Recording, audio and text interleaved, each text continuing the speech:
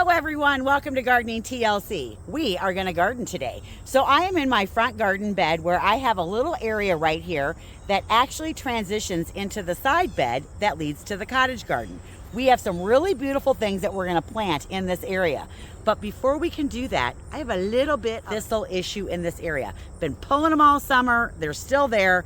I need a better solution. We'll be tackling that first. Also, I've decided I'm not a bird bath person. So the bird bath that we installed here earlier in the year, we're taking it out and I found something different to put in its place. We'll be getting that done as well. So come along with me today and let's garden. For those of you that are new, I am Michelle. Welcome to my garden. I actually garden in Northern Illinois Zone 5. And a little bit of history on this bed. This bed last year was a hot mess. I hated this bed and we did a renovation. There is a video. I linked that down below. Then over the winter, we did a design and we added things to this side of the bed. Then this spring, we actually installed them all. Well, in the process of doing that, I decided I don't like bird baths. And it's not that it isn't a beautiful bird bath. It really is. It's this nice concrete piece from Continental Studios. I really like it. But there is maintenance involved in bird baths, or they're icky and they're nasty and they get algae in them and they get dirty and you have to change the water every day. And as much as I like the idea of a bird bath, I'm not a bird bath person because I am not going to change that out every day. In fact, I haven't, and it looks icky, and I don't want that look in my garden, and I don't want that for the birds. So we are going to take it out and put something else in its place. I love the Angelonia that I planted around it. This is an annual for me. This is the Proven Winner pink Angelonia. I absolutely love this, and I loved it interplanted with the Veronica. I thought it was great. So next year I will plant this again in the garden, intermix it with all this Veronica in here. I thought that was great. But yeah, look at my bird bath. That is so gross. That's like mold and algae and ickies and just ugh. I just don't want that look. And you know what? No birds are getting in that. I mean, would you get in that? I'm not getting in that. But I am going to clean it out, and I am going to take it back over to the garden center and put it in one of the gardens there where someone can attend to it every day, because they're out there every day watering. They see it every day, and they'll take care of it, whereas I will not. All right, so let's get this piece out of here.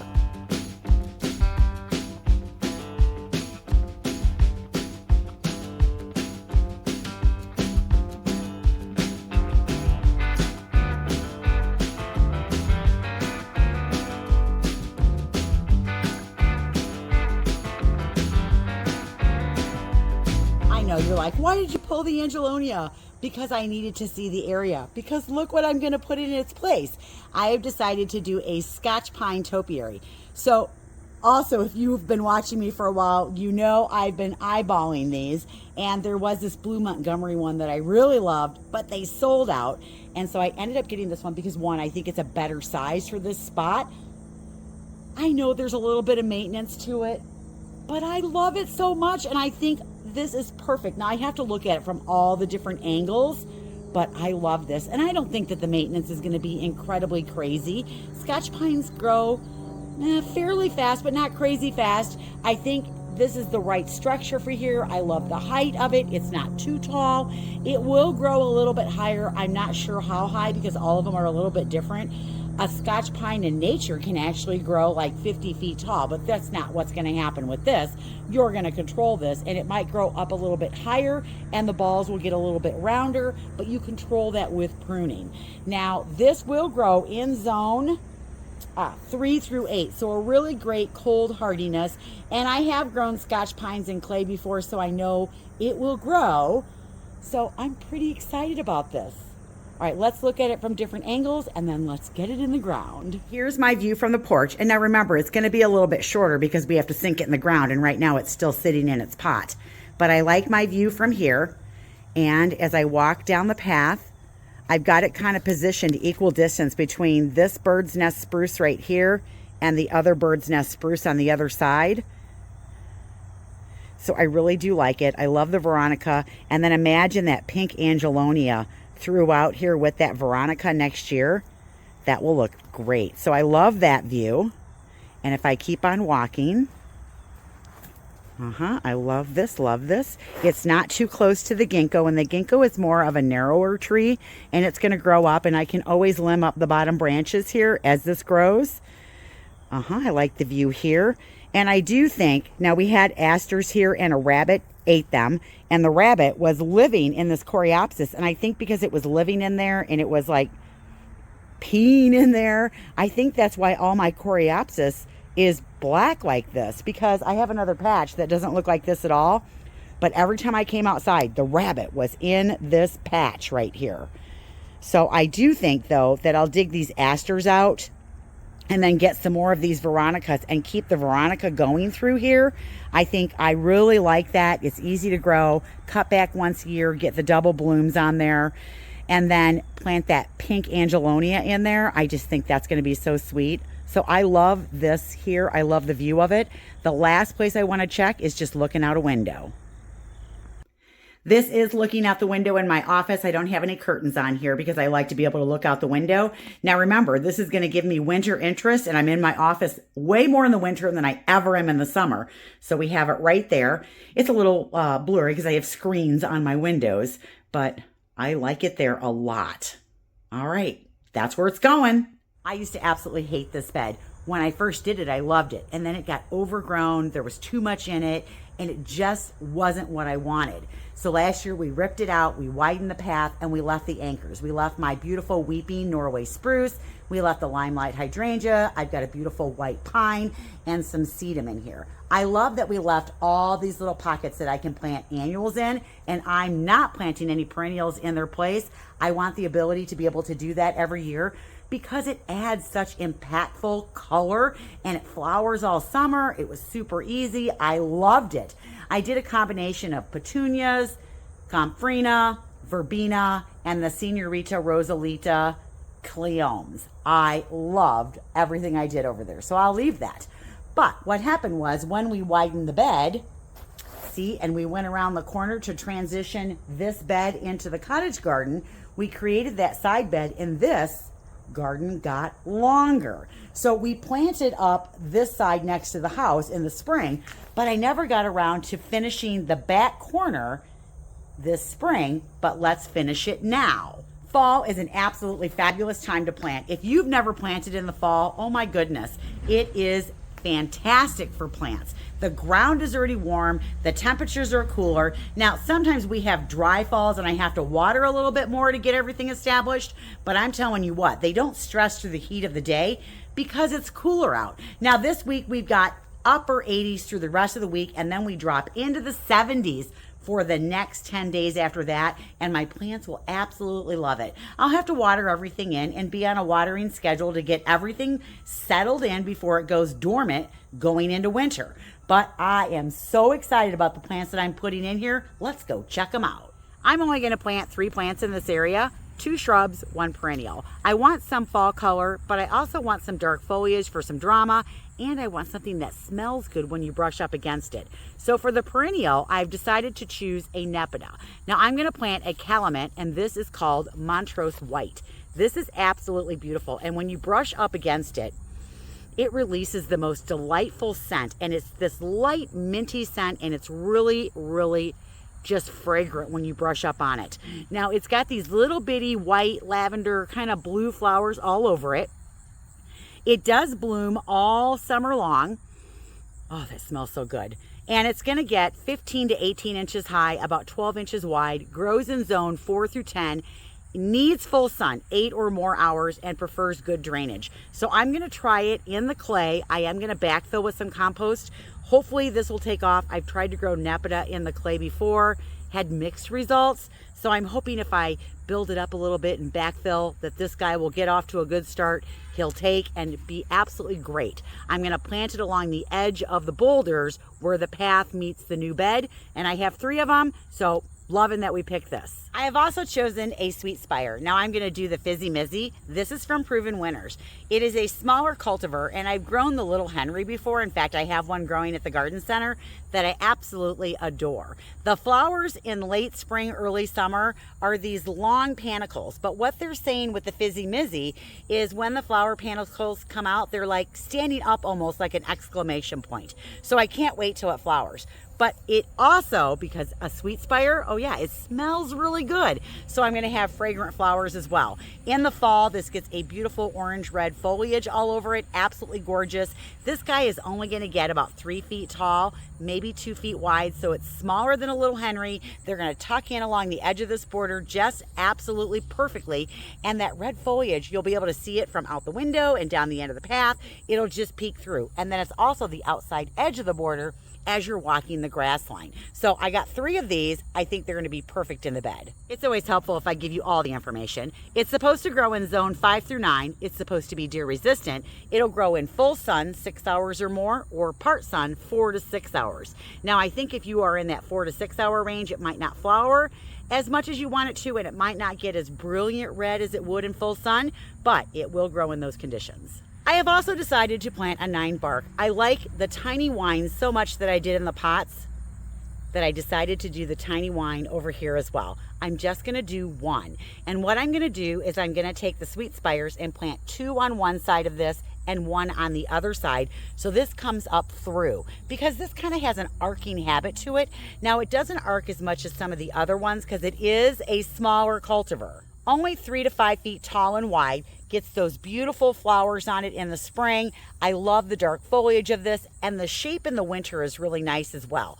It is what I call a no prune shrub. I think when you start to prune on the 9 barks, they never recover and grow back into the shape that you want them to. So I'm just making sure I give this enough room to grow so that I don't have to prune it and I can have that beautiful dark foliage in the bed. This little guy, bred to be disease resistant, really super tough, can handle cold down to zone 3, which is minus 40 in the winter, all the way up to zone 7. So pretty excited about this guy as well. Now remember, when you're placing your shrubs, they're so cute when they're little and in their cans, but they're gonna get bigger. So make sure you give them enough room to grow. So let's see if I've done that.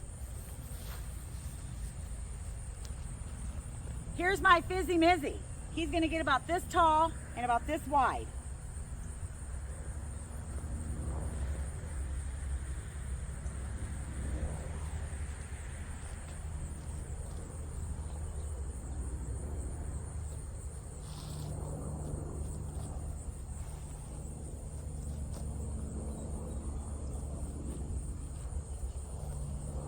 Here's my 9 bark. He's gonna get about this tall and about this wide. So they're barely gonna touch, and this is gonna come up higher than those, and it'll have a little bit of an arcing quality to it. Perfect. And then as we come around the corner, we have our dragon's blood sedum right here. We have a peony that we cut back, and we sited the 3 Montrose white nepitas right here. They're spaced 12 inches apart. I did space them back about 8 inches from the rocks so that they'll weep a little bit onto the rocks, but not onto the path. So we lined 3 of those up right there. And then I left this spot open because I think I want to do a ground cover there. I just don't know what it's going to be yet. I love that the 9 bark is here and it's going to be a little bit taller. And then the 2 Fizzy Mizzy sweet spires, I have 2 on one side and 1 on the other. I think this is just going to be so sweet and so pretty. So the sweet spires will turn orange red in the fall. Then you've got that beautiful drama of that 9 bark all the time. And if I back up and we're coming down the path, now remember, they're going to get bigger, but see, that'll peek up through over the sedum, and then this will come up and arc, and then you'll have those 2 there. And if I keep going back, see, that'll still peek up through. Oh, I think that's perfect. Take a look at it this way. Oh, I love it there too. Now these are a little close to the edge of the bed, and they're gonna work this year, and they might work for part of next year. But the easiest thing to do instead of moving a shrub is, because I need more room for the 9 bark, I can just cut the edge of the bed out a little bit further if I need to give them more room. And until they're ready for that, they'll fit into the bed just perfect. So for me, I love this. And I love that, see, the nepeta is on this side, but once these shrubs grow in, you won't be able to see the nepeta unless you're on the other side. So I love this. Before we plant our cans, let's talk about this thistle that's in the bed. So this is the only area in my garden where I have it, and it is persistent. It keeps coming back, and I've been pulling it, and that's not working because thistle spreads not only along the root system with a rhizome, it also spreads by seed. So if you let this thing go to flower, which I haven't done that at least, it can produce like 1,500 seeds. Now, every time I turn the soil, I'm turning up dormant weed seed, and that's producing more thistle as well. And probably every time I pull it, I'm snapping that root and creating another grow zone or another grow area for it to take off and grow. So I'm probably not doing myself any favors by pulling it. Now, there are a couple different ways that you can get rid of thistle. Let's talk about it. Let's face it, Canadian thistle is a thug, and it's hard to get rid of. Now, you can use an herbicide. So if you spray with herbicides in the fall and the shoots have grown over 15 inches, or in early June before the flowers open, that's the best time to do it. So herbicides like let's see if I can say it, clopyralid or picloram, either one of those work really good and are effective in the fall. Glyphosate, which is something like Roundup, you can use that when the plants are actively growing in the spring, but just know that kills everything, including grass and other vegetation, so be careful when you're using that. Also, I've heard vinegar works. If you spray a 5% concentration of household vinegar on the top, that it will kill the top growth. Now, I don't know that that actually gets the root down. It does say that a 20% concentration can kill the top growth like in 2 hours, so very quickly. Now, it says digging and hand tools, get out as much of the root as you can. I have tried that. It does not work that great. That taproot is really long, and I always end up just snapping it. You can absolutely use a string trimmer or a mower on it if it's in your lawn. Not something that I'm going to do in my garden beds, though. The other thing is cardboard and compost, which is the approach that I'm going to take. I'm going to cover it with 2 layers of thick, plain brown cardboard, and then I'm going to put a thick layer of mulch and compost on top. And yes, it's going to break down. But my goal here is that I'm not planting anything else in this area, and that over time, as the cardboard breaks down and works in the soil, that it has heated that soil up enough that it burned out all of the thistle, and then my problem is gone. So that's the approach I'm going to take, and that's what I'm going to try. I grabbed 4 bags of compost and the cardboard that I've been collecting. The compost is what we're going to use to backfill and use to plant the Nepeta in, and the cardboard is what we're going to use to put around everything after we plant it to hopefully smother out the thistle. The next thing you want to do is prep all your cardboard. Cardboard is usually going to have tape and stuff on it from, when they packaged it and sent it to you. So you want to pull all of that off, because guess what? That's not breaking down in the landscape. So pull all of that off, and you just want to use raw cardboard. And then if there's any packing stickers on there, like here, you want to pull those off as well. Most of this stuff pulls off really super easy, but I don't skip that step. So that's what we're going to do next. You might think that these are silly things to tell you, but I'm going to tell you anyways, because the first time I did this, I didn't do it this way, and I had weeds growing up in between the cracks. So when it says a double layer, don't break the box down. Use the box just like it is, gives you a double layer. The other thing is, though, is if when you break the box down, see how you got the flaps here and that there's a gap that goes into the grass?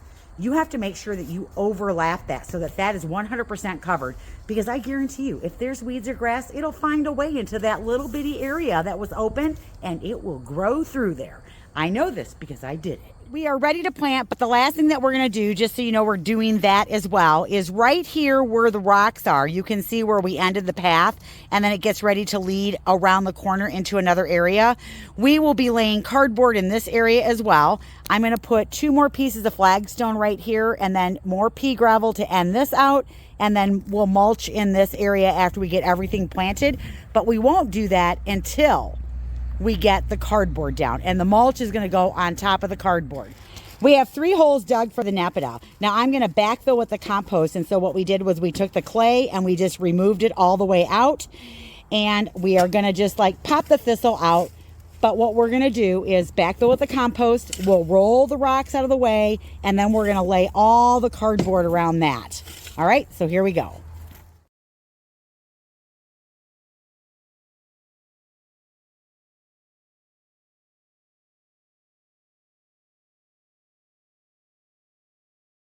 Now that we have the cardboard down and we've overlapped it, we have made sure that it is around all the plants. And yes, I got it as close as I could. All right, so we are now going to be putting mulch down on top of this, and we're going to do a fairly heavy layer so that we cover all the cardboard. Over time, this cardboard will break down, and that's what we want it to do. Not only are we going to smother out this thuggy thistle, we are going to be creating great soil right alongside it. I don't know about you guys, but I think that that is way better than a bird bath. I love that. And I can't wait till spring. I'm going to add 5 more Veronicas over on the right, and then I'll intermingle in that Angelonia in there. Oh my gosh, I love this. I think that this is in the perfect place. I'm really happy that we've buttoned up this side of the garden. I do like the summer sweets and the 9-bark in there. I think when they grow up, they're going to look absolutely fabulous. They'll actually create a little bit of a screen there so that you have to come around the corner into the bed to see what's actually there. Now, we do have a peony right here that I did cut back that gets fairly large, so that's why I hesitate to put more of the nepitas in, but I can always pop some more of those in the ground in the spring and then maybe just line this whole area right here with those. We'll see how much I love those. I've never grown them before, and I kind of want to test them growing in that compost because I didn't have the greatest luck growing them in the clay. So we'll see how those do before I put more in. I also love that we finished the end of the path here, brought it out a little bit further. You can see where the cardboard's peeking out, but that's kind of a transition that will go into the other bed once we start working on it. Now, just real quick, if you've been following me for any length of time, you know that we have a transition garden that we're doing that will connect this front garden with the cottage garden. And we have an elevation drop from up here to down here. So we'll be building a wall right here and then landscaping behind the wall and finishing the path that will go around the corner. Our goal is to get the wall in and some of that landscaping done this fall. All right, let's also take a look at how this looks from the other side. Isn't that great? Now, yes, those are a little bit close to the edge, but I can always cut that edge out a little bit further if I need to once they start to grow. That 9-bark, oh, I love that dark foliage in there in between them. It's going to look so good when it grows up. All right, I had to get into some shade. It's getting pretty warm out there. So I'm pretty happy with all the plants that I chose. I like the way everything turned out. I'm glad that we used the cardboard to smother the thistle. And I know some of you are going, that was not a thistle problem. That was like 9 thistles. Well, I've been keeping an eye on it. I didn't let it get out of control, but I definitely have seen beds that were totally full of thistle. Now, if that's something that you've got going on at your house, you have to make a decision about what you want to do to control your problem. My goal was to give you all the information so that you could make your own informed decision. So whether that's smothering it, using chemicals, doing the vinegar, digging it out, no one control was 100% foolproof. Whether you're using chemicals, smothering, doesn't matter. None of them work 100%. Bam, that's your solution. You kind of have to do a combination of all of them, and you have to be diligent in the area. I'm still going to have to watch this area for thistle because guess what? I might not have covered every single thistle that was there. I might not have got every single seed that was there. So it still might come up. It might find a way in between the cardboard. It might not all smother out. I might decide to plant another one of those nepitas, dig a hole and turn some weed seed. So you know what? Nothing is foolproof. But I think it's wise to know all of your options so that you can make your own decision about what works for you. So that's all I've got for today, you guys. I hope you enjoyed the video. I hope you learned something and you're inspired to get out in your garden. Don't forget, Garden Gab is the first and third Saturday of the month. And if you want to know what Garden Gab is, it's where we answer questions about the previous 2 weeks' videos. It's also where we share viewer submission pictures. So if you have something in your garden right now in the month of September that you want to share, that you love, that just looks awesome, send it to the email below. 1 picture, a short description of what we're looking at, who you are and what zone you live in. We will share those during Garden Gab, and it's pretty awesome because you get really inspired checking out somebody else's garden. At least I do, and I get all kinds of ideas. So thanks so much for watching, you guys. I hope you get in your garden today. It deserves some TLC. Don't forget, you do too. Take it easy, guys. We'll see you in the next video. Bye.